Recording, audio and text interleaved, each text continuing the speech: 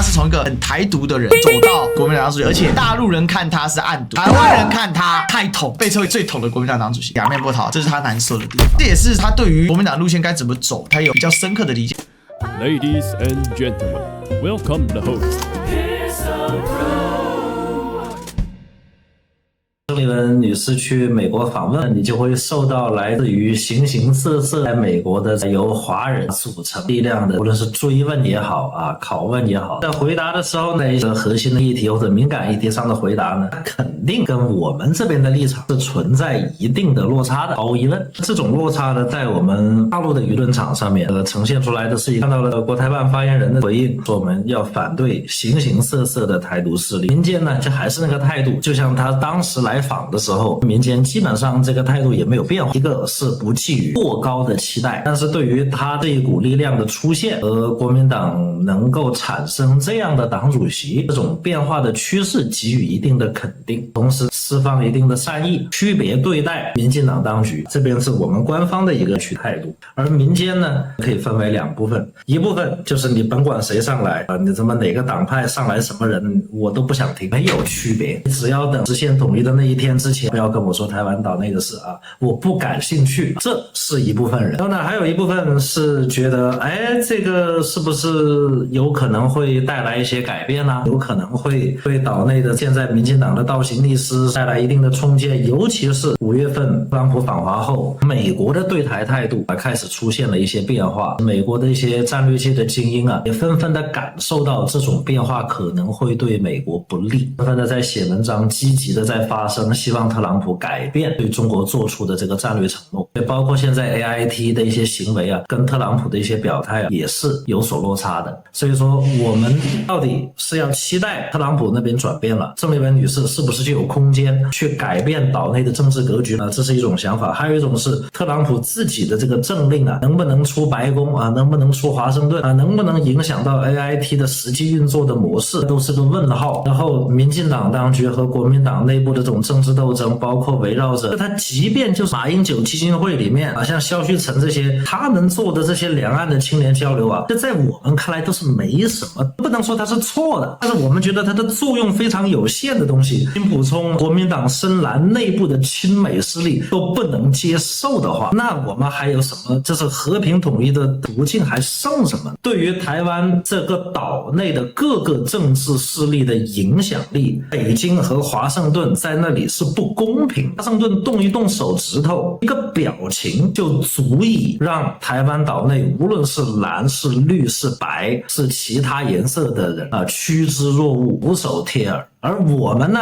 給好處賠笑臉，講好話，對內還要承受壓力，擠出這麼多的好處給到了，還要被說是什麼統戰，說是騙我們的啊，然後那個只要去交流就被罵是賣台，鄭麗文你是這樣的啊，蕭旭岑這樣子的，還要被杯葛，還要陷入這個池淺王八多啊，就那麼小小一個地方，還要鬥來鬥去。我們要想實現和平統一，要投入的資源，要耗費的時間和精力，比美國破壞和平統一要付出的資源和精力，這不是太不成比例了？這就是為什麼我們覺得不是針對鄭麗文女士啊，也不是針對台灣的這些在野力量說你們的什麼陽奉陰違什麼的，不是啊，不是這個意思。就是說這個博弈裡面我們是不公平的。如果我們僅靠這個的話，那就別想了。我跟你說，如果僅靠和平這個手段的話，那咱就別想了。誰也不要騙自己，我們一定要搭配非和平的手段，我們才能把和美國的這個落差給拉平，你才有可能實現是我們這個民意它反映的背後的這個基本事實。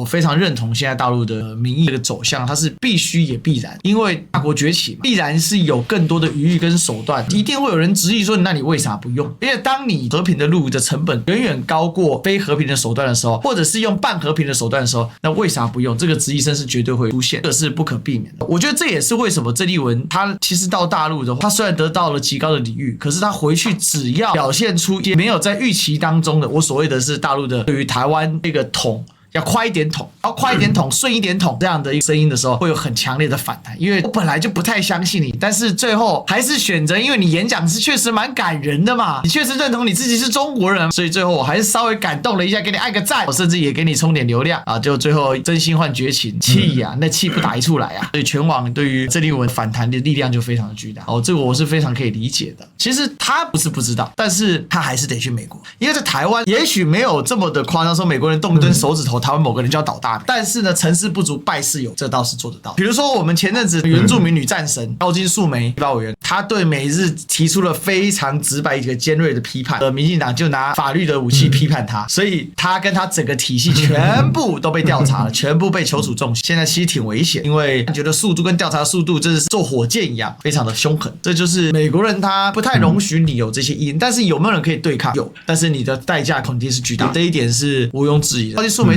她是完全無黨籍在選，但是她的整個的影響力跟她的整個厚實的民意的基礎是無與倫比的。至少在原住民族群呢，就是大陸說的高山族，因為我們台灣是這樣，原住民高山族選3席，他一個人的票還可以再多1倍，非常誇張的這種程度，但是依然敢動他。所以當時他被動的時候，很多人很驚訝，就說哇，那民進黨你這麼狠的嗎？所以這個是我覺得台灣所有的從政者，你如果要做一個主流政治人物的話，你必須要去做出的一個擇取。大陸當然全部的老百姓都支持捅，只是說有分成快一點捅、順捅，跟反正總是會捅，是有它的程度差吧。大陸的同學會很失望，你很難去回應這部分民意，因為這部分民意鄭麗文是說我們必須去回應他，但是他不可能完全反應，因為他如果完全反應，從一個客觀的現實上，他肯定要被搞，這個是沒有辦法的事情，因為高金素梅他都敢幹，所以自保肯定是搞政治的第一優先啊。你想當烈士，這個地方就是沒有什麼當烈士的空間啊，因為這個時代你就沒辦法拋頭顱灑熱血嘛。你看民進黨搞了30幾年、30年，就戳了一個鄭南榕而已，真的掛掉就鄭南榕，而且還被李敖笑說那是不小心把自己燒死。你很難，台灣的一個政治發展的歷程上就沒有烈士。鄭麗文他是野百合裡面最年輕，因為他大一就搞野百合。當時呢，台灣最後一個政治犯陳明忠先生，他最後因為台獨而坐牢，鄭麗文是為了他而絕食抗議，搞得民進黨很尷尬。最後是施明德，當時民進黨的黨主席去看他，還痛哭流涕說：“哎，我們怎麼可以讓學生這樣？”所以他是有這樣感觸的，這也是我覺得他對於整個國民黨路線該怎麼走，他有比較深刻的理解，因為他是從一個很台獨的人走到今天一國民黨黨主席，而且直白的講，大陸人看他是暗獨、形形色色獨，台灣人看他太統，有史以來被稱為最統的國民黨黨主席，這是他難受的地方。其實某種程度上，他還是一個民間人士，他沒有執政權利。如果他今天有執政權，你還可以說他是一個官員，他其實他不是官員，他是黨務人士，去到大陸去訪問，只是他的身份特殊，所以他才有這個空間。所以他現在這個兩面不討好，但是這樣兩面不討好，看似沒票，反而在我們的選舉模式當中，他可以穩固住他的票源的開拓性，也就是他不是只是聚守在國民黨的一個基本盤，或者是國民黨裡面偏向大中華的基本盤，他還有一定的擴展性。我想他是為了這個去扛了這樣壓力，所以包含歐盟模式啊等等的，謝文吉說的嘛，就是說這個叫做漸進式統一，但是這種話絕對不可能從鄭麗文的嘴巴裡面出來，所以他就一定要被批判，而幫他講話的謝文吉就會批判成老男人在拖統。以前民進黨會跟你說台獨叫言論自由，反台獨叫不愛台灣，不准講。對，那統派是背叛台灣，喊統一的話是台灣叛徒，從台叛到台階你選一個，所以這是什麼概念呢？只能談台獨，不能談不台獨，不台獨就是違反台灣的獨立性，台灣的主權自我性，本位主義。現在不是，現在大家看到民進黨就問他說啊，你台獨黨到什麼時候廢？他們開始各種辯解，哎呦，我們這個主權台灣前途倡議決議文啊，我們有不同決議文啊，已經覆蓋了原本的黨綱啊，媽這解釋的花枝亂顫。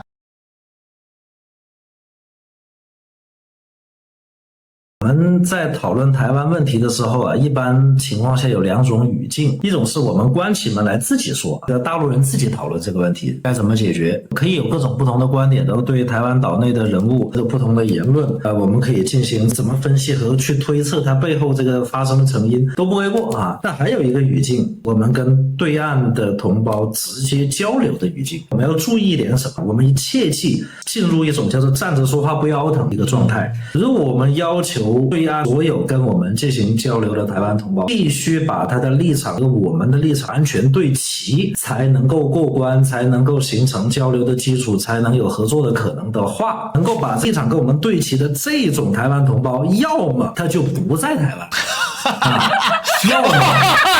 我不是說一類台灣同胞之間分高低啊，就是各有各的需要和各有各的立场，但是他能這麼說的必要的条件就是他不在台灣，這樣的話民進黨台獨勢力的統治機器啊就砍不到他頭上，他就有條件持續的這樣輸出啊，要麼就是在台灣島內處於一種邊緣化的情況，你們統派啊，這丙中是非常鮮明的統派了哈。說那你們統派能不能就是說有一個回應啊，或者說在台灣島內社會對於我們大陸出了這麼多篇告台灣同胞的相關的這些信息啊，比如說統後有什麼好處啊，什麼東西，那你們有沒有回應？他說你根本就不要問我們這個問題，我們自己關起門來想，我們還希望听听台灣同胞你們商量出一個回應來，我們也研究研究怎麼滿足你們的要求啊，我們還這麼去想問題，人家統派直接說不要問我們，我告訴你，就我們統派這10%左右的人裡面都能出8個意見來，這個啊到底要不要保留中華？你們要是真想統，你就不要問我們意見，你來就完了。那麼二個，我们立场完全一致，那麼他一定不害怕民進黨統治機器對他進行的司法打擊，對他進行的政治迫害。人不在台灣，他就想怎麼講怎麼講。那麼人在台灣的又有一定影響力的，你要是你的言論空間突破一定的邊界，你就會遭遇看這個蔡正元先生他現在在哪裡？他講的話說老實話跟我們也不是完全吻合的呀，都那樣了。那麼你要求鄭麗文女士也要對齊，那好，那人家被迫害的時候你去不去救他？我們有沒有不見去幫他們去挫敗民進黨台獨勢力對他們的綠色迫害、綠色恐怖？如果沒有，我們又要求他們這樣去做，去承擔那樣的政治風險，你覺得這樣公平嗎？這樣有利於統戰嗎？而他們這樣的人，他們發出的聲音雖然跟我們沒有辦法完全對齊，如果沒有辦法完全對齊的通通歸類為暗獨的話，是不是有利於我們做統前的準備？以及如果說有朝一日統一我們的統後治理，那你要打擊的面得多大？甚至是不是有可能把好不容易從對方陣營裡面拉出來的這一部分已經處於有對話空間和基礎的人，是不是又推回去了呢？到底是誰在他們的評論區去制造這種戾氣，把兩岸溝通的空間、統前準備和統後治理的空間壓縮到幾乎沒有，都恨不得讓島內2300萬同胞全部變成我們的對手？是誰在幹這個事情？誰會開心？真的想要統一，真的想要探索出一條行之有效的統一路徑，我們應該怎麼面對這些人？之前館長來這個杭州的時候，我相信那位老兄絕對是比較真實的表達了自己的情感的哈，朝着館長這個喊的，館長是這個台獨狗啊，一幕在直播中也大家都看到了，心情很複雜。但是我們覺得有必要向館長去解釋一下這件事情，就這種人或者說這種聲音絕對不允許你來交流的台灣同胞的政治底色和你過往言論有一點瑕疵的，他是有潔癖的，這種人他也是真實的，給你加油給你鼓勵的這些善良的大陸同胞也是真實。但是我要告訴他的就是說，這樣的人是存在的，而且他不是什麼你可以忽視的力量，這也是一種警示。為什麼這種力量存在呢？或者觀點存在呢？因為我們被騙的太多了，他們是被傷害、被反覆欺騙，已經失去信心和耐心的那一部分人。你說他們的這種憤怒，對你的這種不包容，是他小肚雞腸嗎？是他沒有遠見嗎？不是的，是他被騙的太多了。而其他仍然能夠維持善良的人，是可能要麼承受力比較強，心胸比較開闊，比較善良的。所以我們大陸就是這麼一個集合體。我們對於願意來交流、願意浪子回頭的這些台灣同胞，我們大部分人是採取歡迎和接受的態度的。鄭麗文女士，她即便原來曾經誤入歧途，然後現在回來了以後，她來大陸訪問，又獲得了我們最高規格接見和接待。關鍵就是說，你要讓他們相信東西的價值，讓他們看待你們做的這些事情的時候有一個真實的判斷。而這些民間的聲音，你們作為一個參考，一休也好，鄭麗文女士也好，館長也好，他們在島內的那個環境能做成現在這個樣子，已經算是2300萬人中願意付出犧牲和承擔風險的人了。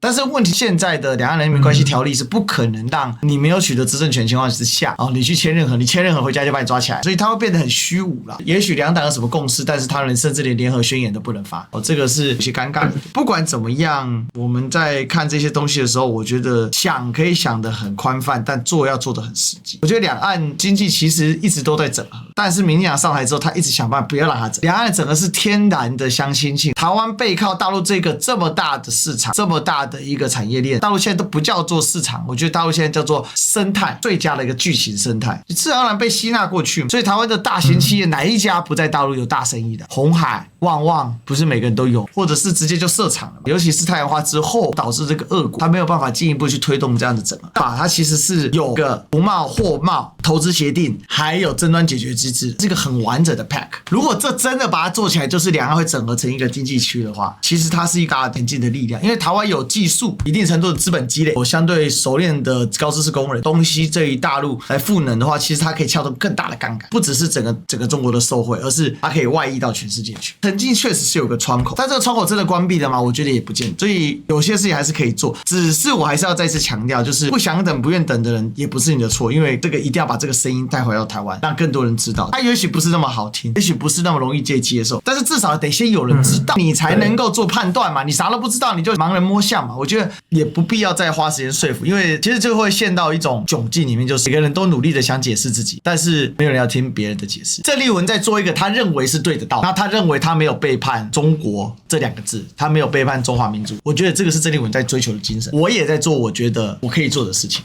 可是很多的大陸的網友或者網民，他對於說鄭麗文這樣子就是暗統暗讀，應該採取直接更了當的手段，或者乾脆支持民進黨，這也是一種道路。大家都可以去尋求自己要走的一個方向跟道路。我覺得這不違和，這不違反意見交換，因為意見交換從來就不是以說服人為優先嘛。說不說服這件事情在於說他願不願意被你說服，而不是在於說你能不能說服他。多數人就是這個樣子，多數人絕對是以自己的想法作為第一條件，所以成見是心中的一堵大山，但我們中華民族最厲害的點就是中國人總能夠愚公移山，但是這個需要一點時間。但如果等不了愚公移山也無所謂，現在也愚公移山，只是現在愚公移山快很多嘛。我們有各種大基建啊，有各種大國重器，還有就是鄭麗文的當選，這個都有一個遠期程，也就是說針對抗中保台這條路的失敗，下了一個濃墨重彩的一筆。不管未來兩岸會不會發生武力上的衝突，或者是比較物理上的衝撞，但至少我覺得這很大程度會降低這種東西的強度。